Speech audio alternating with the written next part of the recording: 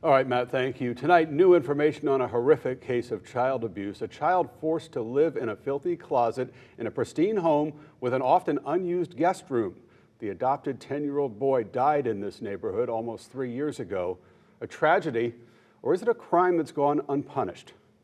There's so little to go on here, we don't even have a picture of the victim, Begadou Morris. Public documents show he was 10, found collapsed on the bathroom floor at home, rushed to the hospital, put on life support, and died. I have a lot of lingering questions. I'll just put it like that. That's Wink News safety and security specialist Kristen Zeman, a retired police chief who the federal government asked to investigate the Uvalde, Texas school shooting.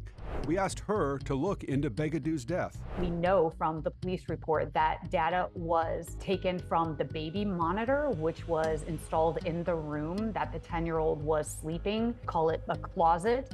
Florida's Department of Children and Families called it exactly that, a closet with a rollaway bed containing a pile of urine-soaked clothes, no ventilation, but a camera trained on the door, locked from the outside. Despite that data, so far, no charges, not for his death and none for the abuse. The issue with charging in the death seems to be that there were 2 people in the home at the time with the child, so investigators can't determine who was responsible. That's the bottom line. The investigation identified a pattern of abuse, but it did not have conclusive evidence to determine which individual inflicted the fatal injuries. But remember, no abuse charges have been filed either. The DCF report shows a list of previous traumas, verified internal injuries, physical injury, medical neglect, malnutrition, failure to protect, and inadequate supervision. The report says the caregiver responsible, the mother and father. Here's the list of people we tried to ask about that, none of whom returned our calls. The family's attorney had no comment.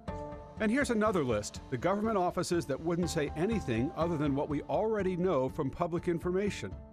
That public information also says the child had scars consistent with a burn injury, weighed only 44 pounds when he died, and suffered severe physical abuse and severe malnutrition.